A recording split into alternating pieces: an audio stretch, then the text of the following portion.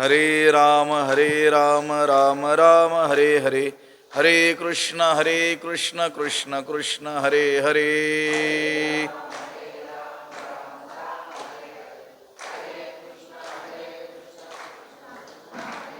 पुंडरीक वरदा हरिविठ्ठल श्री ज्ञानदेव तुकाराम, पंढरीनाथ भगवान की जय। माऊली ज्ञानेश्वर महाराज की जय।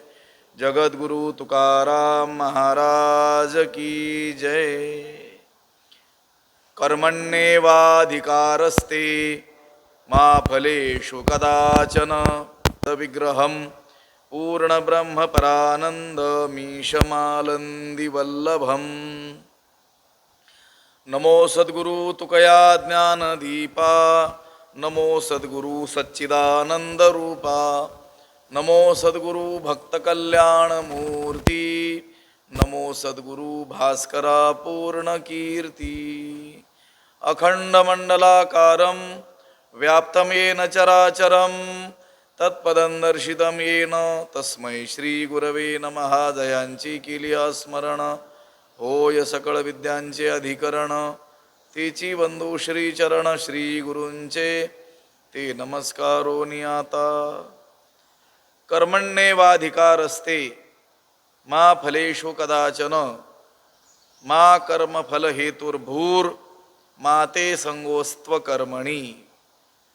ग्रंथराज ज्ञानेश्वरीच्या दुसऱ्या अध्यायाचं चिंतन आपण करत आहोत आणि या दुसऱ्या अध्यायातील 47व्या क्रमांकाचा हा श्लोक आहे। फलेषु कदाचन मा कर्मफल हेतुः मा भूः, ते अकर्मणी संगः मा अस्तु, किंवा ते संगः अकर्मणी मा अस्तु। श्लोकाचा अर्थ असा होईल, कर्मणी एव ते अधिकारः, ते नाम तव। कर्माच्याच ठिकाणी कर्मामध्येच तुझा काय आहे, अधिकार आहे। फलेषु कदाचन मा, फळामध्ये कोणत्याही प्रकारे तुझा अधिकार नाही, फळामध्ये केव्हाही तुझा अधिकार नाही।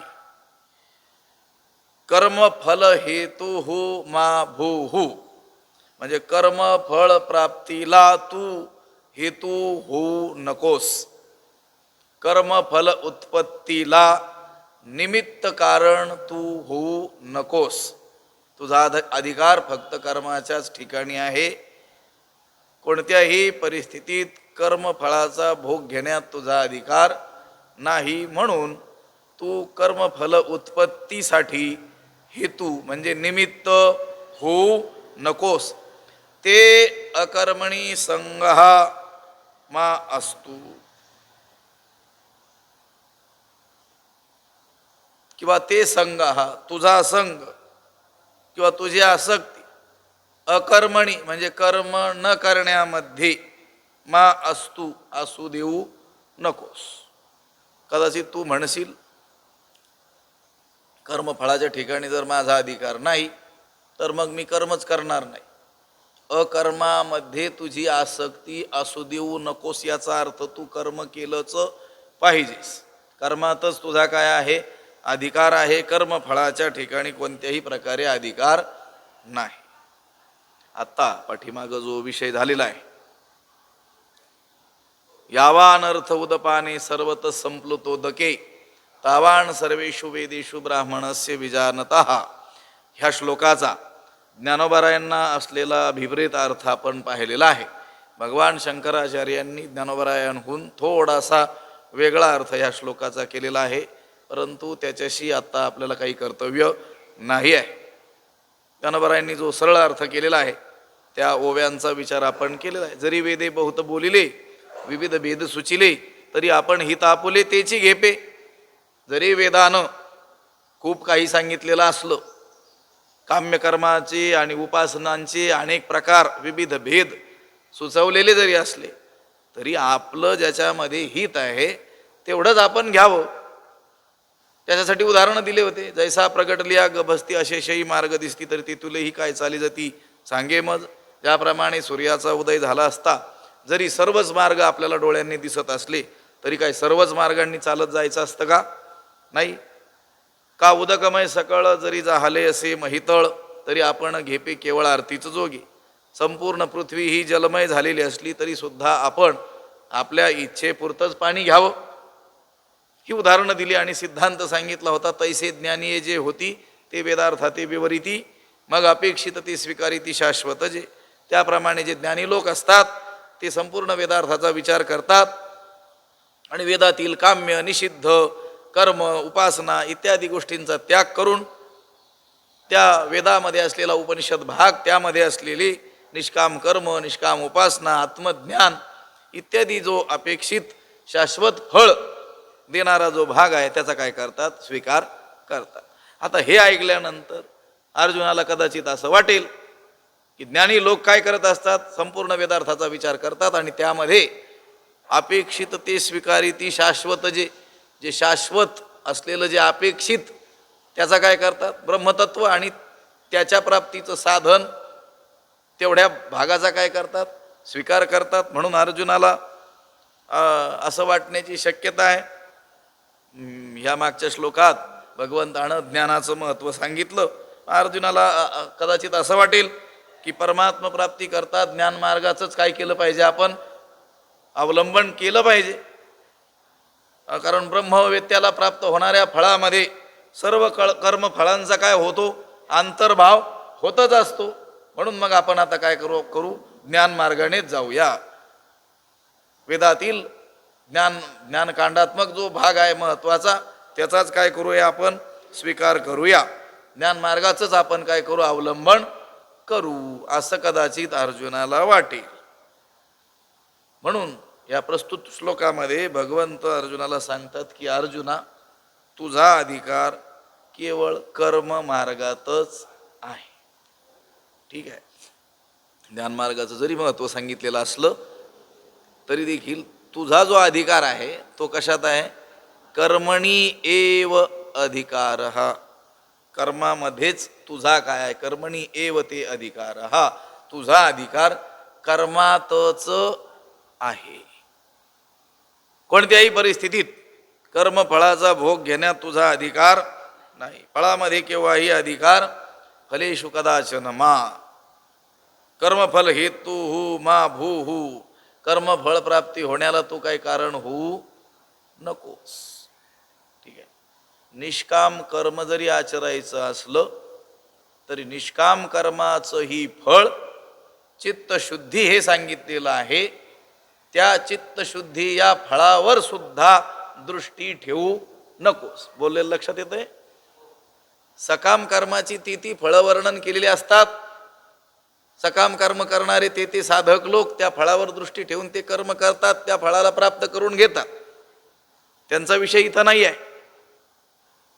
इथं योगबुद्धी म्हणजे निष्काम कर्म केलं पाहिजे की जे ज्ञानाचा अधिकार प्राप्त करून देणारा आहे. म्हणून कोणत्याच फळाची अपेक्षा न करता कर्म केलं पाहिजे. निष्काम बुद्धीनं कर्म आचरलं पाहिजे. ठीक आहे, त्या निष्काम कर्म आचरण्याला सुद्धा चित्तशुद्धी हे मोठं काय आहे? फळ आहे. पण तरी सुद्धा चित्तशुद्धीसाठीही मी हे कर्म करतो असंही मनात आणू नये. दुसऱ्या क्षुद्र फळाधिकासाठी तर साधक कर्म करणार नाहीच, तो निष्काम बुद्धीनेच करेल. पण निष्काम बुद्धीनं करत असताना चित्तशुद्धी हे फळ मला भेटावं, भगवत दर्शनाचा अधिकार मला प्राप्त व्हावा, यासाठी मी हे कर्म निष्कामतेनं आचरतो आहे असं देखील मनात येऊ नये. केवळ भगवंतानं सांगितलं, वर्णाश्रमानुसार आपल्या वाट्याला ते कर्म आलं, ते कर्तव्य बुद्धीनं करावं. त्याचं फळ जी चित्तशुद्धी आहे ते तो भगवंत देणारच आहे. परंतु त्या चित्तशुद्धी या फळाला सुद्धा आपण निमित्त कारण होऊ नये. मा कर्म फल हेतु भूहू. कर्म फळाला हेतू तू होऊ नकोस. एखादा म्हणेल ही खूपच अडचण आहे, त्याच्यापेक्षा कर्म न केलेलेच बरे. मग लक्षात, आम्हाला तर काही मिळवायचं नाही ना, कशासाठीच कोणत्याही फळावर दृष्टी ठेवून कर्म करू नका, मग आम्हाला कर्मच करायचं नाही. तर भगवंत म्हणतात तसंही चालणार नाही. अकर्मणी, कर्म न करण्यामध्ये आसक्ती असू देऊ नकोस. किंवा अकर्मणी शब्दाचा अर्थ शास्त्रविरुद्ध कर्म करण्यामध्ये तुझी आसक्ती नसावी. दोन अर्थ होतील अकर्मणीचे. कर्मच न करण्यामध्ये आसक्ती असंही असू देऊ नकोस, किंवा शास्त्रविरुद्ध कर्म करण्यामध्येही तुझी आसक्ती असू देऊ नकोस. असा या श्लोकाचा थोडक्यात ढोबळबाणाने अर्थ आहे. ज्ञानोबराय म्हणतात, म्हणोनी ऐके पार्था याची परी पाहता तुझ उचित होय आता स्वकर्म हे. पार्था म्हणोनी ऐके याची परी पाहता आता हे स्वकर्म तुझ उचित होय. त्याचा अर्थ काय होईल? पार्था म्हणजे हे अर्जुना, म्हणोनी ऐके म्हणून ऐक, हे अर्जुना ऐक. याची परी पाहता या दृष्टीने विचार केला असता, याच दृष्टीनं पाहिला असता, आता हे स्वकर्म तुझ उचित होय. यावेळी, आता म्हणजे यावेळी, हे स्वकर्म, या स्वकर्माचं आचरण हेच तुला काय आहे? योग्य आहे, तुझ्यासाठी काय आहे? उचित आहे. म्हणून ऐके पार्था याची परी पाहता. याची परी पाहता म्हणजे या प्रकारे विचार केला असता. या प्रकारे म्हणजे वरचा श्लोक, त्याचा थोडासा विचार करून आलो आपण. 46वा श्लोक, त्याच्यावर ज्ञानोबरायांचं भाष्य, त्याचाही थोडक्यात आपण आढावा पाठीमागचा घेतला, सगळ्या ओव्यांचं उच्चारण आपण केलं. याप्रमाणे या वरच्या या 46व्या श्लोकात सांगितल्याप्रमाणे आत्मप्राप्तीचे मार्ग जरी वेदामध्ये विविध सांगितलेले असले, हे पहा, वेदात जेवढं काही सांगितलंय ते सगळं आत्मप्राप्तीचा काय आहे? मार्गच आहे, पण तो वेगवेगळ्या अधिकारी लोकांसाठी आहे. अगदी भौतिक गोष्टींच्या बाबत सुद्धा वेद बोलत असला तरी त्याला ती भौतिक गोष्ट सांगण्यामध्ये त्याचं स्वारस्य नाही आहे.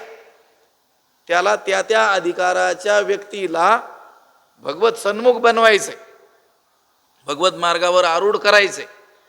आता त्याचा अधिकार बघून तो वेद काय करतोय? तसं बोलतो आहे. अगदी रसायनशास्त्र, तुमचं खगोल भूगोलशास्त्र, या सगळ्या गोष्टीचं काय केलेलं आहे? तिथं प्रतिपादन केलेलं आहे. पण ते सांगण्यात वेदाचं तात्पर्य नाही. वेदाचं तात्पर्य एकच आहे, परब्रह्मातच तात्पर्य आहे. आणि वेद अनंत बोलिला, अर्थ इतुलाचे शोधिला, विठोबाशी शरण जावे. जरी वेद आपल्याला जरण मारणादी गोष्टी सांगताना दिसत असला, यज्ञ यागादी कर्मे सांगत असताना दिसत असला, अगदी भौतिक तुमच्या सांसारिक गोष्टींबद्दल बोलत असताना जरी दिसत असला, तरी देखील त्याचं महातात्पर्य हे कशात आहे? परमात्म्यामध्येच आहे. वेद व्यर्थ बोलणारच, पण त्या त्या अधिकाराच्या पुरुषासाठी तसं तसं काय केलेलं आहे? बोलल्या गेलेलं आहे. कधीतरी बोललो होतो की नाही, बालवाडीत जाणारा मुलगा, त्याला त्या शिक्षणाची गोडी लागावी म्हणून काय केलं जातं? त्याला काही खाऊ, खिचडी वगैरे, खेळणी हे पदार्थ दाखवले जातात की जेणेकरून त्या खेळणीकडे, त्या खाऊंच्या अभिलाषेनं होईना तो ओळेल आणि शिक्षणाची त्याला काय लागेल? गोडी लागेल. आता जो मुलगा 12वीला गेलेला आहे, त्याला त्या गोष्टींचा उपयोग नाही आहे, ही गोष्ट खरी आहे, पण अगदीच त्या गोष्टी लगेच टाकावं आहेत असं नाही. त्या लहान मुलांसाठी त्या गोष्टी काय आहेत? उपयोगीच आहेत. म्हणून याची परी पाहता भगवंत म्हणतात, या एका दृष्टीनं जर विचार केला, म्हणजे ह्या पाठीमागं सांगितल्याप्रमाणे जरी वेदानं विविध मार्ग सांगितलेले असले, विविध भेद सांगितलेले असले, जरी वेद खूप काही बोललेला असला, तरी आपण काय केलं पाहिजे? आपल्याला जेवढं आवश्यक आहे, आपला ज्याच्यात अधिकार आहे तेवढंच आपण काय केलं पाहिजे? घेतलं पाहिजे. कसं? ते उदाहरणांप्रमाणे. सूर्य उगवल्यानंतर सगळ्या वाटा जरी आपल्याला लख्ख दिसत असल्या तरी सगळ्याच काय वाटेनं आपण चालत जात नाहीत. ज्या स्थानी जायचं त्या स्थानाला नेणारी जी वाट आहे त्याच वाटेनं काय करतो आपण? मार्गक्रमण करत असतो. किंवा आता तलाव, सगळं संपूर्ण तलाव पाण्यानं भरलेला आहे, गच्च भरलेला आहे, किंवा हे सर्व पृथ्वी तळच जलमय असं होऊन गेलेलं आहे. आपण काय करतो? आपल्याला जेवढी तहान आहे तेवढं काय करतो? त्यातून पाणी घेत असतो. तसे ज्ञानी लोक जे असतात, विवेकी लोक जे असतात, विचारी लोक जे असतात, ते संपूर्ण वेदार्थाचा काय करतात? विचार करतात. आणि त्यामध्ये जे आपल्याला अपेक्षित असलेलं शाश्वत तत्व आणि त्याच्या प्राप्तीची जी साधनं, त्याचाच काय करतात? स्वीकार करत असतात. भगवंत म्हणतात की म्हणून ऐके पार्था याची परी पाहता तुझ आता तुझ्यासाठी काय उचित आहे? उचित होय आता स्वकर्म हे. जरी ज्ञानकांडात्मक हा भाग वेदामध्ये अतिशय महत्त्वाचा असला, शिरोभाग असला, वेदाला खरं तर तेच सांगायचं असलं तरी देखील सगळेच ज्ञानाचे अधिकारी नाही आहे. अहो आता हा जो अर्जुन आहे प्रत्यक्ष भगवंतासमोर उभा आहे, एवढा तो देवाचा काय आहे, सखा आहे, जीवलग आहे, तरी देखील देव काय म्हणतात? कर्मणी एव, कर्मातच तुझा अधिकार कशात आहे? एवढे जर जवळचे आहे तर त्याला काय सांगायला पाहिजे होतं? कानात तत्वमसी, जा तू मुक्त झालास. कशाला हे कर्मन उपासनान जन्मोजन्मी आम्ही बहुपुण्य केले, इतकं कशाला पुण्य करावं लागतं? पण भगवंत म्हटले नाही, अधिकार तैसा करू उपदेश, साहे ओझे त्यास तेची देऊ. जो जेवढं ओझं सहन करेल तेवढंच ओझं त्याच्या खांद्यावर दिलं पाहिजे. मुंगीवरी भार गजाचे पालान, घालीत आहे कोण कार्य सिद्धी. मुंगी जेवढं ओझं वाहू शकते तेवढंच ओझं तिच्या डोक्यावर दिलं पाहिजे. हत्ती जेवढं ओझं वागवू शकतो तो हत्ती तेवढं ओझं वागवण्याला समर्थ असल्यामुळं तेवढं ओझं त्याच्यावर दिलं पाहिजे. आता हत्ती जे ओझं वागवू शकतो ते जर मुंगीच्या डोक्यावर दिलं तर गमतीनं का आम्ही म्हणत असतो, मग मुंगीच्या डोक्याला मुंगे येतील. लक्षात ती सहन करेल, मरून जाईल. जरी तो अर्जुन भगवंताच्या सन्मुख उभा आहे, स्वतः भगवंत त्याला ज्ञान उपदेश करत आहेत, तरी देखील काय म्हणतात? तुझा अधिकार कशात आहे? कर्मातच तुझा अधिकार आहे. लक्षात आलं का? जरी तू माझ्या जवळचा असला तरी तू ज्ञानाचा अधिकारी नाहीस. म्हणून ऐके पार्था याची परी पाहता. याची परी म्हणजे याच प्रकारे विचार केला असता, या 46 श्लोकात जसा विचार केलेला आहे. वेदात जरी विविध मार्ग सांगितलेले असले तरी प्रत्येकाने त्या मार्गामधील आपणा जो उचित मार्ग आहे त्याचंच काय केलं पाहिजे? अवलंबन केलं पाहिजे. या दृष्टीनं पाहिलं असता अर्जुना, आमच्या मते, भगवंत म्हणतात माझ्या मते, आमच्या मते या ठिकाणी तुझा अधिकार कशात आहे? कर्मात. वर्णाश्रम विहित जे कर्म तुझ्या वाट्याला आलेलं आहे, काय वाट्याला आलेलं आहे तुझ्या कर्म? युद्ध करणं हेच काय आहे तुझ्यासाठी योग्य आहे, उचित आहे. हे पहा, आपला अधिकार कर्मात आहे की उपासनेत आहे की ज्ञानात आहे, हे प्रत्येकानं काय केलं पाहिजे? जाणलं. त्याच्यासाठी तर शास्त्र शिकायचं. शास्त्र कशासाठी शिकायचं? आपला नेमका अधिकार कशामध्ये आहे हे जाणण्यासाठी. तसं घरी बसल्या कळेल का आपल्याला आपला नेमका कशात अधिकार आहे? कळणार नाही. शास्त्र शिकत असताना त्यामध्ये जी काही लक्षणं सांगितली असतील विविध, ती लक्षणं आपण आपल्या ठिकाणी जुळवून पाहू. मग आपल्या लक्षात येईल आपण पामर आहोत की विषयी आहोत की मुमुक्ष आहोत की मुक्त आहोत. लक्षात आलं का? आपला अधिकार नेमका कर्म करण्यात आहे की उपासनेत आहे, की कर्म उपासना आपली करून झालेली आहे, फक्त ज्ञानच ऐकण्याचं बाकी आहे? नेमकं कशात आपला अधिकार आहे हे कधी कळेल? श्रवण करत असताना, सत्संग करत असताना, शास्त्रचिंतन करत असताना आपल्याला काय होईल हे लक्षात येईल. आणि ते प्रत्येकानं आपलं आपण काय केलं पाहिजे? जाणलं पाहिजे. हे प्रत्येकानं जाणावं लागतं. भगवंतानी अर्जुनाला भले आता इथं आत्मज्ञान सांगितलंय, त्यामुळं अर्जुनाला असं वाटू लागलं असेल कदाचित की आपण ज्ञानाचेच काय आहोत? अधिकारी आहोत. सांगितले की नाही? 11व्या श्लोकापासून पुढे आत्म्यासंबंधित चर्चा केली. त्यामुळं कदाचित त्याचा भ्रमही होण्याची शक्यता आहे की मी कोण आहे? ज्ञानाचा काय आहे? मी अधिकारी आहे. म्हणून तर मला एवढे 20 श्लोक आत्मज्ञानाचेच सांगितले. म्हणून त्याला पुन्हा ताळ्यावर आणण्याकरता भगवंत म्हणतात कर्मणी एव अधिकार. तुझा अधिकार फक्त कशात आहे? कर्मातच आहे. मग आत्मज्ञान का सांगितलं?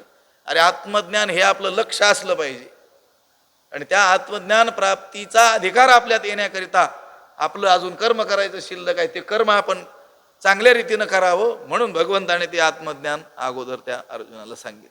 जरी त्याचा आता कोणी शंका घेईल ना, भगवंताला जर त्याचा अधिकार कर्मातच आहे असं सांगायचं होतं तर दुसऱ्या अध्यायामध्ये केवळ कर्माचंच काय करायला पाहिजे होतं? प्रतिपादन करायला पाहिजे होतं. अशी शंका येईल की नाही? कशाला आत्मज्ञान सांगितलं होतं? अगोदर काय देवाला कळत नव्हतं की याचा अधिकार कर्मातच आहे म्हणून? देवाला कळतच होतं. पण आत्मज्ञानाशिवाय सुटका नाही. रीते ज्ञानान न मुक्तीही, ज्ञानाशिवाय मोक्ष प्राप्तच होऊ शकत नाही. अहो म्हटले मग ज्ञानाशिवाय मोक्ष प्राप्तच होऊ शकत नाही तर मग ज्ञानच सांगितलं पाहिजे. पण ते ज्ञान अधिकार असेल तरच पचतं. लक्षात आलं का? तैसे मोक्ष देईल ज्ञान, येथ कीर नाही आन, परितेची थारे ऐसे मन शुद्ध व्हावे. ज्ञान मोक्ष मिळवून देईल यात कोणतीही शंका नाही. पण त्याच्यासाठी अगोदर मन स्थिर आणि शुद्ध असलं पाहिजे. म्हणजे त्याचे कर्म आणि उपासना करून झालेली असली पाहिजे. अनेक जन्मात किंवा या जन्मात पूर्व आयुष्यामध्ये त्याने निष्काम कर्म आणि निष्काम उपासना त्याचं आचरण करून चित्त शुद्ध आणि स्थिर केलेलं असलं पाहिजे. फक्त आता स्वस्वरूपाचं आवरण त्याच्या चित्तात शिल्लक असल्यामुळं फक्त आता त्या आत्म्यासंबंधीच त्याला ऐकायचं, श्रवण करायचं शेष राहिलेलं असतं. म्हणून कानावचनाची भेटी सरिसाची पैकिरीटी वस्तू होऊन उठी. आता फक्त गुरुनं महावाक्याचा उपदेशच करायचा शिल्लक राहिलेला आहे, तो ज्ञानाचा अधिकारी असतो. मग बाकीचे कर्माचे आणि उपासनेचे अधिकारी असतात. त्यापैकी अर्जुन हा कर्माचाच अधिकारी वाटला देवाला, म्हणून तर देव म्हणतात तुझा अधिकार कशात आहे. आणि हे काही आम्ही अंदाज पंचे बोलत नाही, विचार करून सांगतो. म्हणून ऐके पार्था याची परी पाहता तुझं उचित होय आता स्वकर्म हे. म्हणून अर्जुना ऐक, याच प्रकाराने तुझ्या हिताच्या दृष्टीनं जर पाहिलं, विचार केला, तर तुला आता आपलं स्वकर्म करणं हेच काय आहे, उचित आहे. लक्षात आलं का? मनोनी फळी लागू सांडोनी देह संगू, कर्मे करावी हा चांगू निरोपू माझा. कर्म करावेत. मनुष्यानं आपल्या आपल्या वाट्याला आलेलं स्वकर्म करावं, हाच निरोप देण्याकरिता भगवंत म्हणतात मी आलेलो आहे. पण कसा? फळी लागू सांडोनी देह संगू, कर्मफळाची आसक्ती सोडून, देहासक्ती सोडून कर्मे करावीत. म्हणजे ती कर्मे काय होईल, चित्तशुद्धीला हेतू होतील आणि पुढे चालून चित्तशुद्धी अनंतर ज्ञान प्राप्त होऊन तो जीव काय होईल, मुक्त होईल. पण भगवंत अर्जुनाला म्हणतात तुझं उचित होय आता स्वकर्म हे. तुझ्यासाठी उचित म्हणजे योग्य. अर्जुना, तुझ्या ठिकाणी अजून जीवबंध आहे. तू ज्ञानाचा पूर्ण अधिकारी अजून झालेला नाहीस. तू स्वतःला काय समजतोस, मी अर्जुन आणि हे माझे सगळे स्वजन. कौरव हे कोण आहेत? स्वजन. मी मारणार आहे, हे मरणारे आहेत. अशा प्रकारचा अभिमान अजून तुझ्या ठिकाणी आहे. अजून तू स्वतःला देहच समजतो आहेस. अजून तू देहसंबंधी लोकांना माझे असे म्हणतो आहेस. म्हणून तू ज्ञानाचा अधिकारी नाहीस, तर कशाचा आहे? कर्माचा. कर्माचाच तू अधिकारी. तुझं उचित होय आता स्वकर्म हे. आणि ज्याला जे विहित, ज्याला जे उचित असतं तेच त्यानं करणं काय असतं, योग्य असतं. आपला अधिकार ज्याच्यात नाही ते जर आपण करायला गेलो तर फळ तर काही प्राप्त होतच नाही. लक्षात आलं का? व्यर्थ काय होतो, नाश होण्याची काय येते, वेळ येते. लक्षात आलं का? तुझा ज्याच्यात अधिकार आहे तेच तू केलं पाहिजे. म्हणून ऐके पार्था याची परी पाहता तुझं उचित होय आता स्वकर्म हे. अर्जुन कदाचित देवाला म्हणेल, देवा मी ज्ञानाचा अधिकारी नाही असं तू जे बोलतोस ते विचार न करता बोलतोस का? भगवंत म्हणतात नाही, सगळा विचार करून मी ते सांगतोय. आम्ही समस्त ही विचारिले तवा ऐसेची हे मना आले, जे न सांडीजे तो आपुले विहित कर्म. आम्ही समस्त ही विचारिले, आम्ही समस्त ही विचारिले तव हे ऐसेची मना आले, जे तुवा आपुले विहित कर्म न सांडीजे. आम्ही सगळ्यांचा म्हणजे सगळ्या गोष्टींचा विचार केला तेव्हा हे असंच आमच्या मनाला वाटलं. भगवंत म्हणतात मी विचार करून सांगतोय तुला. लक्षात आलं का? आम्ही सर्व गोष्टींचा अगदी साधक बाधक विचार केला तेव्हा आमच्या मनाला निश्चितपणानं हेच पटलेलं आहे. काय पटला? की तू आपलं विहित कर्म टाकलं नाही पाहिजे, विहित कर्माचा तू त्याग केला नाही पाहिजे, हेच आमच्या मनाला आलं. लक्षात आलं? जर विहित कर्म टाकणं अर्जुनाच्या दृष्टीनं योग्य असतं तर ज्यावेळेस अर्जुन ते धनुष्य टाकून देऊन भगवंताला म्हटला होता आता मी कोणत्याही प्रकारे युद्ध करत नाही, त्याच वेळेस भगवंत काय म्हटले असते, बरोबर आहे, माझं देखील तेच मत आहे. लक्षात आलं का? पण भगवंत म्हणतात मी सगळ्या रीतीनं चांगल्या रीतीनं साधक बाधक विचार केलेला आहे. मला काय करायचंय? तुझं कल्याण करायचंय, खरं कल्याण करायचंय. ज्या श्रीगुरूंना, ज्या संतांना, जगाचं, त्या शिष्यांचं खरं कल्याण करायचं असतं, ते त्या शिष्याच्या मनाप्रमाणे वागत नाहीत किंवा त्या जनतेच्या मनाप्रमाणे ते बोलत नाहीत. त्या जनतेला पटो न पटो, आता तो वैद्य असतो, डॉक्टर असतो, तो त्या रोग्याला आवडेल तशी औषधं देतो काय? त्या रोग्याला आवडो की न आवडो, त्याचा रोग दूर झाला पाहिजे, तो निरोगी झाला पाहिजे, एवढी एक भावना त्याच्या मनात असल्यामुळं तो रोग्याच्या आवडी निवडीचा वगैरे विचार करत त्या रोगावर इलाज नेमका काय आहे हे तो पाहत असतो. तसं भगवंताला अर्जुनाचं काय करायचंय? आत्यंतिक कल्याण करायचंय. म्हणून अर्जुन म्हटला, मी हे स्वकर्म काय करतो? सोडून देतो. त्यावेळेस भगवंत म्हटले का नाही, उलट त्याला क्लैब्यम स्मगम पार्थ नाही तत्त्वयुपपद्यते क्षुद्रम हृदय दौर्बल्यम त्यक्तोत्तिष्ठ परंतप. हे तुला ही क्लिबता कुठून आणली म्हणले? हा नपुंसकपणा तुझ्यात कुठून आला? तुला हे शोभत नाही वगैरे वगैरे किती दूषणं त्याला दिलेली आपल्याला आढळून येतात. भगवंताला त्या अर्जुनाचं आत्यंतिक कल्याण करायचं म्हणून ते म्हणतात, आम्ही समस्त ही विचारिले, आम्ही या सगळ्या गोष्टीचा काय केला? विचार केला. सर्वच गोष्टीचा, शास्त्राचा देखील काय केला? विचार केला. आणि तुझी स्थिती सुद्धा काय केली? पाहिली. आणि या सगळ्यांचा विचार करून माझं असं ठाम मत झालेलं आहे की तुला तुझं विहित कर्म सोडून चालणार नाही. आता भगवंत आहे, शास्त्र निर्माताच तो आहे, समस्त शास्त्रच त्याच्यापासून उद्भवलेले आहेत. ऋषीमुनींकरवी कोणी प्रकट करवले? देवाच्या इच्छेनेच निर्माण झालेले आहेत ना. कशासाठी? जीवाच्या आत्यंतिक हितासाठी, कल्याणासाठी. भगवंत म्हणतात, मी समस्त शास्त्रार्थाचा काय केला? विचार केला. आणि तुझा सुद्धा काय केला? विचार केला. तुझी स्थिती पाहिली, तुझा अधिकार पाहिला. भगवंत पहिल्या अध्यायात जे बोलले नाहीत ना मध्येच, त्यालाच बोलू दिलं, बग बग बग बग करू दिली. ते पाहत होते याचं अज्ञान किती सखोल आहे. लक्षात आलं का? म्हणून एखादा काही बोलत असेल ना, मध्ये बोलायचंच नाही, ऐकून घ्यायचं. त्याचं खंडन कधी करायचं? त्याचं सगळं बोलायचं झालं की मग क्रमशः काय करायचं? त्याचं खंडन करायचं. आपण मध्येच त्याला मध्ये थांबवायचं नाही. याचं अज्ञान किती घोर आहे हे पाहण्यासाठी का होईना त्याचं काय केलं पाहिजे? निमूटपणे ऐकून घेतलं. भगवंतानं सगळं ऐकून घेतलं. याचा रोग नेमका किती मोठा आहे, किती खोलवर पोहोचलेला आहे पाळमुळं त्याची, ते जाणून मग त्याच्यावर इलाज करायला काय केलेलं आहे? सुरुवात केलेली आहे. भगवंत म्हणा, आम्ही समस्तही विचारले, आम्ही समस्त शास्त्राचाही विचार केला आणि तुझी स्थिती सुद्धा पाहिली. सगळ्या गोष्टीचा विचार करून आमचं असं मत ठाम मत झालेलं आहे की तुला तुझं विहित कर्म सोडून चालणार नाही. लक्षात आलं का? गेल्या ओव्या आपल्याला, या कौरवा भलते झाले अथवा तुझची काही पातली की युगची हे बुडाले जरी तरी स्वधर्म एक आहे तो सर्वथा त्याज्य नोय.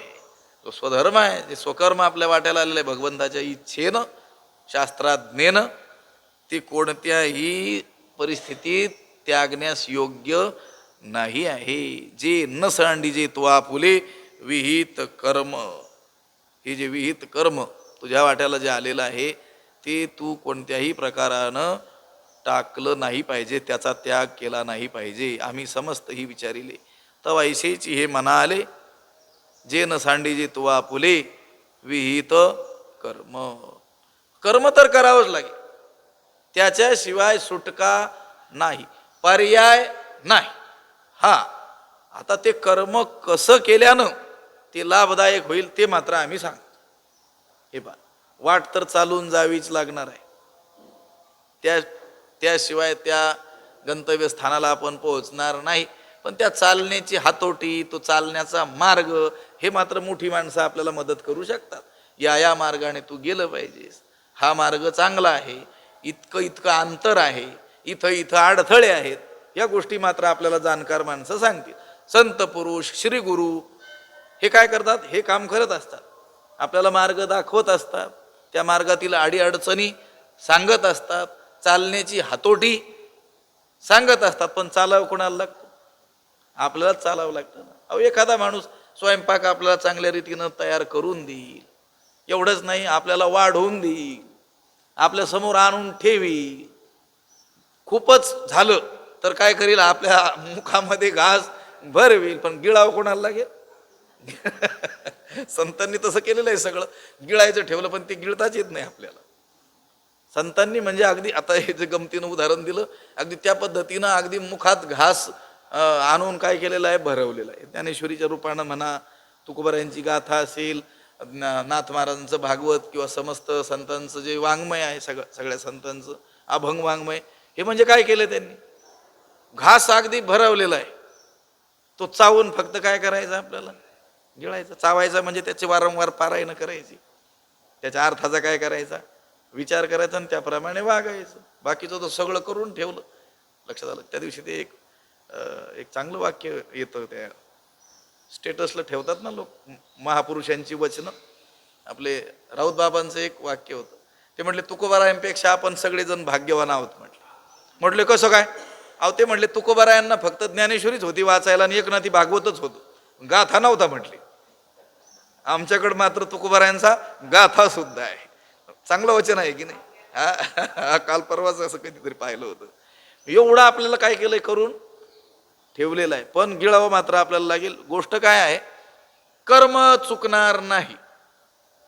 भगवंत म्हणतात, आम्ही सगळ्या प्रकारानं विचार केला, सगळ्या गोष्टींचा साधक बाधक विचार केला, तेव्हा आमच्या मनाला निश्चितपणानं हेच पटलेलं आहे की तू आपलं विहित कर्म टाकलं नाही पाहिजे, त्या विहित कर्माचा त्याग केला नाही पाहिजे. पण आता ते कसं करावं ते आम्ही सांगतो. परी कर्म फळी आस न करावी आणि कुकर्मी संगती न व्हावी, हे सत्क्रियाची आचरावी, हेतू वीण. परी कर्मफळी आस न करावी, परंतु कर्म करावं, कर्म चुकणार नाही, ते त्यागूच नाही, केलंच पाहिजे. पण करत असताना कर्मफळी आस न करावी. कर्मफळाच्या ठिकाणी आशा ठेवू नये. कर्मफळाविषयी इच्छा करू, कर्म करत राहावं. त्याचं फळ तो भगवंत देणारा. कर्मफलदाता कोण आहे? ईश्वर आहे. तो दिल्या वाचून राहत नाही. चांगलं करा की वाईट करा, त्या त्या कर्माला जे फळ ठरलेलं आहे ते दिल्या वाचून तो राहत नाही. तुकोबाराय म्हणतात त्याप्रमाणे काही करा न वजे वाया, वाया जात नाही. तुम्ही मंत्र म्हणा की शिव्या द्या, मंत्र म्हणाल, नामजप कराल तर काहीतरी पुण्य उत्पत्ती होईल. शिवी दिली तर कोणीतरी आपल्याला शिवी देईल किंवा हानमार करील, हे त्याचं काय आहे, फळ ठरलेलं आहे. कर्म फलदाता ईश्वर आहे. कर्म फळ कधीही तो कुणाचं चुकवत नाही. बरोबर तो लक्षात ठेवून त्या त्या वेळेला ते फळ बरोबर देत असतो. म्हणून आपण त्या कर्मफळाविषयी आशा बाळगू नाही, आसक्ती ठेवू नये. परी कर्मफळी आस न करावी आणि कुकर्मी संगती न व्हावी, आणि निषिद्ध कर्माचा कधी संपर्कही होऊ देऊ नये. निषिद्ध कर्माची आसक्ती ठेवू नये. कोणती कर्म करावीत? जी विहित कर्म आहेत ती करावीत. ती विहित कर्म करत असताना त्या कर्मफलाविषयी आसक्ती ठेवू नये. बरं, निषिद्ध कर्मही करू नये. म्हटले की करायचंच सांगितलेलं आहे तर मग काहीही करायचं का? लक्षात आलं का? ऐकायचं सांगितलं मग काय ऐकायचं? ज्ञानेश्वरी ऐकावी. लक्षात आलं का? श्रवणाचे मिसे बैसावे येवनी, साम्राज्य भुवनी सुखी नांदे. श्रवणाचे म्हणजे ऐकण्याच्या निमित्तानं येऊन बसावं, तो स्वानंद साम्राज्याचा चक्रवर्ती होऊन जाईल. ऐकायचं सांगितलं मग काय, काही ग्राम्य गीतं ऐकावीत का? हां, की विविध गीतं जे असतात ती ऐकावी का? नाही. कर्म करायचं सांगितलं मग कोणतंही करून चालेल का? नाही. म्हटले कुकर्मी संगती न व्हावी, निषिद्ध कर्माची आसक्ती असू नये. हे सत्क्रियाची आचरावी हेतू विण, हे सत्क्रियाची हेतू विण आचरावी. हे सत्कर्मच हेतू वाचून कर्मफळाची इच्छा न ठेवता निष्काम बुद्धीनं काय करावं? आचरण करावं. परिकर्मफळी आस न करावी आणि कुकर्मी संगती न व्हावी. कुकर्म म्हणजे पापकर्म, निषिद्ध कर्म. हे विहित आणि निषिद्ध असे दोन स्थूल भाग आपल्याला कर्माचे करता येतात. शास्त्रानं वेदानं त्या जीवाला त्याच्या कल्याणार्थ करायचे म्हणून सांगितलेले जे कर्म ते कोणते? विहित कर्म. विहित कर्म. आणि त्याला हे कर्म तू करू नकोस, इदम मा करू असं म्हणून प्रतिषेध केलेला आहे, प्रतिबंध घातलेला आहे. त्या कर्माचं नाव काय? निषिद्ध कर्म. जे करायचे सांगितले ते अवश्य केलेच पाहिजेत. जे करू नको म्हणून सांगितलेले आहेत ते अजिबात नाही केले पाहिजेत. लक्षात आलं का? पतित कोण होतो याच्या संबंधी स्मृतीनं काही गोष्टी सांगितलेल्या आहेत. ह्या गोष्टी जर केल्या तर माणूस पतित होतो. नरह पतन मृच्छती, मनुष्य पतित होतो. कोणत्या कोणत्या गोष्टी? त्याच्यात ह्या 2 गोष्टी आल्या म्हणून सांगतो. विहितस्य अननुष्ठानान निंदितस्य च सेवनात अनिग्रहाचेंद्रियाणाम नरह पतन मृच्छती. 3 गोष्टी आहेत. विहितस्य अननुष्ठानान, विहित म्हणजे वेदानं शास्त्रानं संतांनी आपल्याला जे करायचं म्हणून सांगितलेलं आहे ते न केल्यानं मनुष्य पतित होतो. न केल्यानं. अननुष्ठानान, अनुष्ठान नाही, अननुष्ठान म्हणजे अनुष्ठान न केल्यानं. विहिताचं काय करावं? अनुष्ठान. पण जो विहिताचं अननुष्ठान करतो म्हणजे अनुष्ठान करत नाही, विहित मार्गाचं आचरण करत नाही, जे करायचं सांगितलं शास्त्रानं ते करत, तो कोण होतो? पतित होतो.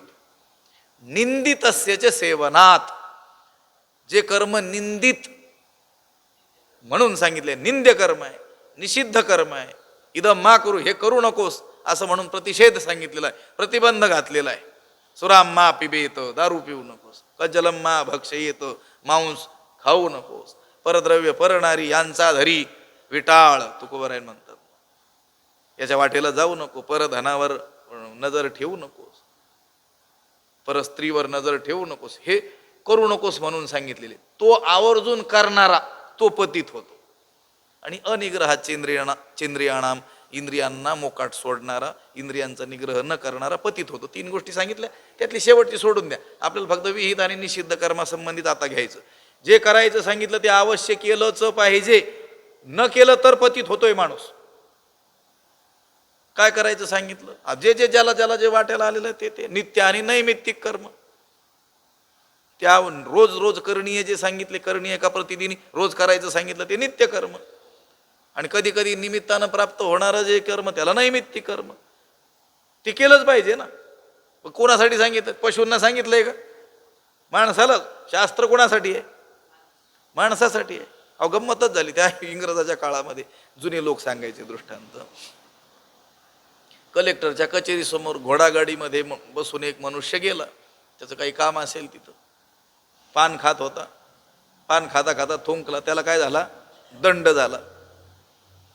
त्याने ते फनफन करून तो भरला तेवढा दंड. पण त्याच वेळेस पाहिलं, ज्या घोडागाडीत आलो होतो त्या घोड्याने काय केली? तिथं लघुशंका केली. तो म्हटला, आता मी थुंकलो तरी दंड केला, आता ह्या घोड्याला का दंड नाही? आता ह्या घोड्याला कुठं कळतं की नियम कोणासाठी आहेत? माणसासाठी. शास्त्र आज्ञा कोणासाठी आहे? माणसासाठी. पशुसाठी थोडीच आहे. म्हणून जे करायचं सांगितलं ते केलंच पाहिजे.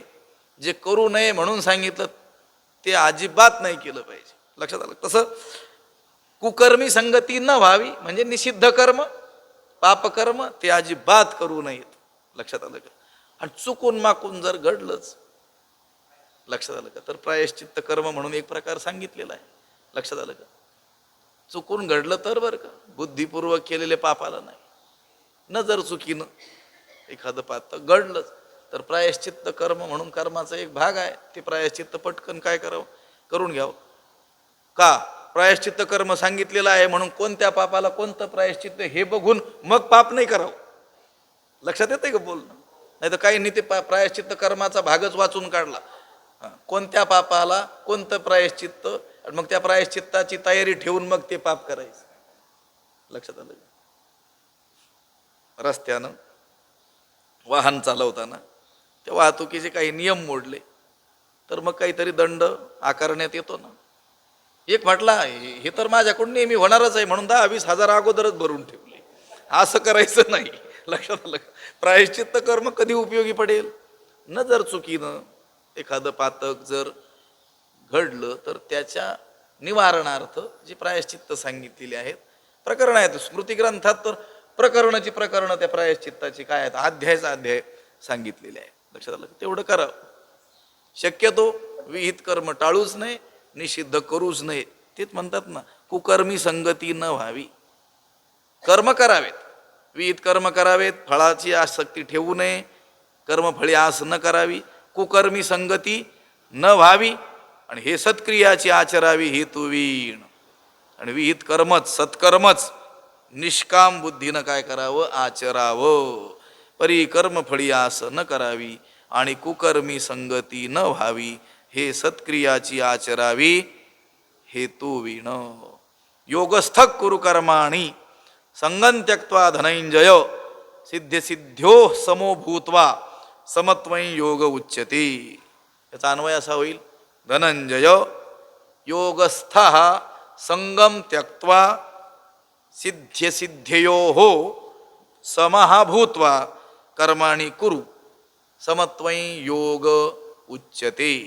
त्याचा अर्थ असा होतो, हे धनंजय म्हणजे हे अर्जुना, योगस्थ योगयुक्त होऊन, संगम त्यक्त्वा कर्मफळाची आसक्ती सोडून, सिद्ध्यसिद्ध्ययोः समो भूत्वा समः भूत्वा, कर्म हे सिद्धीला गेलं म्हणजे फलद्रूप झालं किंवा निष्फळ झालं तरी त्याविषयी समह भूत्वा सारखी बुद्धी ठेवणारा असा तू हो.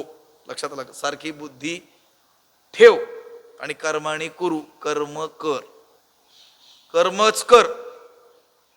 पण कसा होऊन कर्म कर, योगस्था योगयुक्त होऊन कर.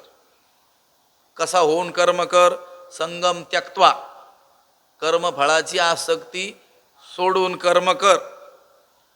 कसं कर्म कर, सिद्ध्यसिद्ध्योः समो सिद्ध्ययोः समो भूत्वा समः भूत्वा, सिद्धी आणि असिद्धी म्हणजे कर्म यथासांग झालं, फळापर्यंत पोहोचलं काय, किंवा त्या कर्माला काही फळ नाही भेटलं काय, निष्फळ गेलं काय, या दोन्ही गोष्टींच्या ठिकाणी समबुद्धी ठेवून मग तू काय कर, कर्म कर. कारण समत्वं योग उच्यते, समत्वालाच योग असं म्हणतात. या श्लोकामध्ये भगवंत फलेच्छारहित कर्म कसं करावं हे आपल्याला सांगतात. हे पहा, ही गोष्ट काही सोपी नाही आहे.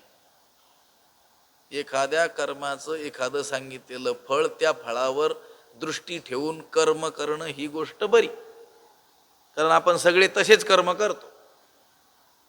काहीतरी प्राप्त होईल तेव्हा आपण काहीतरी हालचाल करायला काय होत असतो, प्रवृत्त होत असतो. प्रयोजनमानुद्दिश्य न मंदोपि प्रवर्तते. काही प्रयोजन दिसल्या वाचून मंद मूर्ख मूढ माणूस सुद्धा व्यर्थ हालचाल करत नाही. काहीतरी त्याला प्रयोजन, काहीतरी त्याला कारण, काहीतरी त्याला फळ दिसत असेल तर कर्म करतो. पण कर्मफळाच्या ठिकाणी दृष्टी न ठेवता कर्म करणं ही महाकठीण गोष्ट आहे. म्हणून तर सांगावी लागली ना. हे सगळ्याला माहीत असतं तर कशाला एवढेच लोकांनी एवढे त्याच्यावर भाष्य कशाला करावं लागलं असतं. लोक म्हणले हे तर आम्ही करतोच नेहमी. काय करतो, कर्मफळाची आसक्ती न करता कर्म न ठेवता कर्म करतो असं नाही. हे मोठ्या कृपेनं म्हणा, भगवत कृपेनं म्हणा, संत सानिध्यानं म्हणा, मोठ्या पुण्यबलानं म्हणा, ही गोष्ट अंगी बाणत असते. कोणती, निष्काम कर्म, कोणत्याही फळाची अपेक्षा न ठेवता कर्म करणं ही फार मोठी गोष्ट आहे. समबुद्धीनं कर्म करणं, समबुद्धी म्हणजे ते कर्म केलं, सिद्ध झालं, ते फळापर्यंत गेलं तरी तशीच बुद्धी. ते कर्म केलं, वाया गेलं, काहीच फळ त्याला भेटलं नाही तरी सुद्धा तशीच बुद्धी. समत्वं, आणि याला योग म्हणतात. समत्वम याला काय म्हणतात, योग म्हणतात. समत्वम योग उच्यते. योगस्थ कुरु कर्माणि संगं त्यक्त्वा धनंजय, सिद्ध्यसिद्ध्यो समो भूत्वा समत्वं योग उच्यते. अर्जुना, कर्मयोगात स्थिर होऊन म्हणजे योगस्थ, योगामध्ये स्थिर होऊन. योग कोणता, कर्मयोग. या कर्मयोगामध्ये स्थिर होऊन, संगम त्यक्त्वा फळाची इच्छा टाकून, आणि निष्काम कर्माने चित्तशुद्धी झाल्यानंतर होणारी ज्ञानप्राप्तिरूप सिद्धी आणि अशुद्ध चित्तामुळे न होणारी अप्राप्तिरूप असिद्धी, यांनी असा अर्थ केला. यांच्याविषयी समान राहून कर्मे कर. कर्म करतच राहा. भले ते कर्म सिद्धीपर्यंत पोहोचलं म्हणजे आता हा निष्काम कर्म करणारा जो साधक आहे त्याला त्या निष्काम कर्माचं फळ काय मिळणार आहे? चित्तशुद्धी. आणि तदनंतर ज्ञान माध्यमातून मोक्षापर्यंत जाणार आहे ही गोष्ट. किंवा आता त्यानं ते कर्म केलं आणि त्याला ते फळ काही मिळालं नाही, त्याही गोष्टीमध्ये त्याने कसं राहावं? समान राहावं. ही गोष्ट सोपी नाही. आपण काम केलं आणि त्याची काहीतरी मोबदला मिळाला आणि काम केलं आणि ते फळापर्यंत पोहोचलंच नाही, दोन्ही गोष्टीत समान राहतो का माणूस? उलट ते फळ मिळूनही त्याला हे फळ फारच कमी मिळालं असं वाटत असतंय. लक्षात आलं? आणि मग फळ मिळणं आणि फळ न मिळणं या दोन गोष्टीत कसं काय समान तो बुद्धी ठेवील? सिद्ध्यो समाभूत्वा. असं होऊन मग काय कर? तू कर्म कर. कारण सिद्धी आणि असिद्धीविषयी मनाची जी समानता आहे यालाच काय म्हणतात? योग असं म्हणतात. भगवंताच्या दृष्टीनं योगाची आता ही पहिली व्याख्या देवानं सांगितलेली आहे. समत्वम योग उच्यते. भगवंताच्या दृष्टीनं योग हा काही असा सीमित नाही आहे, संकोचित नाही आहे, मर्यादित नाही आहे. आपल्या डोक्यामध्ये योगाची काय कल्पना बसलेली आहे? योग शब्द आला की काय दिसतं आपल्याला? रामदेव बाबांनी योगासनं काहीतरी दिसतात आपल्याला. ते योगाचं एक अंग झालं, बाह्य अंग झालं. लक्षात आलं का? खरा जो योग आहे समत्वाला काय म्हणतात? योग म्हणतात. सिद्धी आणि असिद्धीविषयी मनाची अंतःकरणाची समानता याला काय म्हणतात? योग म्हणतात. असा योगी तू हो. लक्षात आलं का? आणि गीता ही असा योग शिकवते. लक्षात आलं? योगशास्त्र आहे की नाही गीता? ती सगळ्या अध्यायाच्या शेवटी जी पुष्पिका आपण वाचत असतो, हरिही ओम तत्सदिती श्रीमद्भगवद्गीता सुपनिषत्सु ब्रह्मविद्यायाम योगशास्त्री. लक्षात आलं का? तो काय योगशास्त्र आहे? तुम्ही म्हणाल योगशास्त्र कुठं तर काय आसनं वगैरे दाखवलीच नाही तिथं. 84 आसनं, प्राणायाम वगैरे, समाधी. लक्षात आलं का? भगवंताला ती तसली समाधी अपेक्षित नाही आहे. चालती बोलती समाधी, कर्म करत असतानाची समाधी. भगवंताने ह्या अर्जुनाला हा बोध देऊन चालती बोलती समाधी दिली. त्याच्याकडून युद्धासारखं महाभयंकर कर्म कृत्य घडलं तरी देखील त्याच्या समाधी सुखात कोणताही बदल झाला, कोणताही भग्न झाला. आपल्या संतांना ती समाधी मान्य आहे. कोणती? चालती बोलती समाधी. आपले काम करत असताना सुद्धा समाधी सुखाचा आनंद तो साधक घेऊ शकतो. ज्या समाधी सुखापर्यंत जाण्याकरिता त्या योग्याला अनंत अडचणींचा सामना करत करत पोहोचावं लागतं त्या समाधी अवस्थेपर्यंत. त्या समाधी सुखाचा आनंद आपले जे वारकरी लोक आहेत ते चालता चालता घेतात. समाधीचे सुख सांडा ओवाळून. लक्षात घ्या, या कीर्तनामध्ये, या भजनामध्ये, या उपासनेमध्ये असा आनंद आहे. ही सगळी कर्म न त्यागता, कर्म करता करता देवाचं नाव आपल्याला सांगितलं. कामामध्ये काम, काही म्हणा राम राम, जाईल भवश्रम, सुख होईल दुःखाचे. आपले सर्व संतांनी आपल्याला ते करून दाखवलेलं आहे. कर्मे न त्यागता, कर्माचा त्याग न करता, पण भगवंताने सांगितले त्या पद्धतीनं कर्म करत करत योग्यालाही जे फळ प्राप्त झालं नाही त्या फळापर्यंत संत गेलेले. कारण समत्वम योग उच्यते. सिद्धी आणि असिद्धी, फळ प्राप्त होणं आणि फळच न मिळणं, या दोन्ही गोष्टीत मनाची समानता, समतोलपणा, याला काय म्हटलेलं आहे? योग म्हटलेला आहे. योगस्थ कुरु कर्माणि संगं त्यक्त्वा धनंजय सिद्धिसिद्ध्यो समो भूत्वा समत्वम योग उच्यते. तू काय कर? योगयुक्त होऊन फळाची संगती टाकून चित्त देऊन मन लावून काय कर? कर्म कर. पूर्ण आणि अपूर्ण कर्माविषयी जो मनाचा समतोलपणा त्यालाच योग असं म्हणतात. भले ते कर्म त्या फळापर्यंत पोहोचेल किंवा ते कर्म त्या फळापर्यंत पोहोचणार नाही, प्रभू इच्छा. लक्षात आलं का? हे पहा, दोन माणसं एकाच कामामध्ये एकाच वेळेस लागलेली असली, सारखा प्रयत्न करत असले, अगदी तुल्यबळ, तरी देखील एखादा त्या फळापर्यंत लवकर पोहोचतो आणि एखादा त्या फळापर्यंत लवकर पोहोचत नाही. हा त्याच्या त्याच्या प्रारब्धाचा, त्याच्या प्राक्तनाचा काय आहे भाग आहे. भगवंताने एखाद्याला त्याचं ते फळ त्या कर्माचं लवकर दिलं असेल, त्याचं भाग्याची निबड असेल, उद्यमाची निमिषे समृद्धीजाच अपैसे घररी गे. त्याचं भाग्य बलवत्तर असेल तर त्याला त्या त्या कमी कर्मामध्ये देखील ते फळ काय होतं प्राप्त होतं. एखाद्याच्या भाग्यात नसेल तर त्याने बहुत प्रयत्न करूनही फळापर्यंत तो जात नाही. ही गोष्ट शेवटी त्या देवावर टाकून द्यायची. फलदाता कोण आहे? कर्म फलदाता तो परमात्मा आहे. त्याला द्यायचं असेल त्यावेळी तो देईल. आता हे निष्काम कर्मरूपी ह्या योगाचं आचरण करत असताना सिद्धी आणि असिद्धी या दोन्हीमध्ये जो समभाव ठेवतो त्यालाच काय म्हटलेलं, त्या समभावाला योग असं म्हटलेलं आहे. योगस्थ कुरु कर्माणी. आणि असं योगस्थ होऊन, कर्मयोगात स्थिर होऊन, कर्मफळाची इच्छा टाकून आणि सिद्धी आणि असिद्धी म्हणजे त्या कर्माचं फळ किंवा ते कर्म निष्फळ गेलं काय, या दोन्ही गोष्टीमध्ये काय राहा, समान तू राहा आणि मग कर्म कर.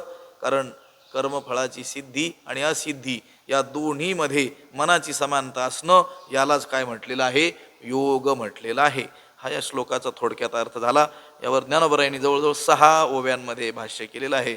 त्याचा विचार उद्या पाहू. पुंडलीक वरदा हरिविठ्ठल. श्री ज्ञानदेव तुकाराम पंढरीनाथ भगवान की जय. माऊली ज्ञानेश्वर. विठ्ठल विठ्ठल विठ्ठल विठ्ठल. पुंडलीक वरदा हरिविठ्ठल. श्री ज्ञानदेव पंढरीनाथ भगवान की जय. माऊली ज्ञानेश्वर महाराज की जय. आता विश्वात्मके देवी येणे वाग्यज्ञे तोषावे. तोषोनी मज द्यावे फळांची व्यंकटी सांडो. तया सत्कर्मी रती वाढो. भूता परस्परे पडो मैत्र जीवांचे. स्वधर्म सूर्ये पाहो. जो जे वांछील तो ते लाहो. प्राणी जात वर्षत सकळ मंगळी. भेटो तया भूता. चला कल्पतरूंचे आरव. चेतना चिंतामणीचे गाव. बोलते जे अर्णव पियुषांचे. चंद्रमे जे अलांछन. मार्तंड जे तापहीन. ते सर्वाही सदा सज्जन सोयरे होतू. किंबहुना सर्व सुखी पूर्ण होवणी तिही लोकी. भजिजो आदि पुरुखी अखंडित. आणि ग्रंथोपजीविये विशेषी लोकी ये. दृष्टा विजय होवावेजी. एथ म्हणे श्री विश्वेश्वरावो. हा होईल दान पसावो. येणे वरे ज्ञानदेवो सुखिया झाला. येणे वरे ज्ञानदेवो सुखिया झाला. येणे वरे ज्ञानदेवो सुखिया झाला. पुंडलीक वरदा हरिविठ्ठल. श्री ज्ञानदेव तुकाराम पंढरीनाथ भगवान की जय. माऊली ज्ञानेश्वर महाराज. जगद्गुरु तुकाराम महाराज की जय. शांती ब्रह्म एकनाथ सद्गुरु बंशी महाराज की जय. सद्गुरु जोग महाराज की जय.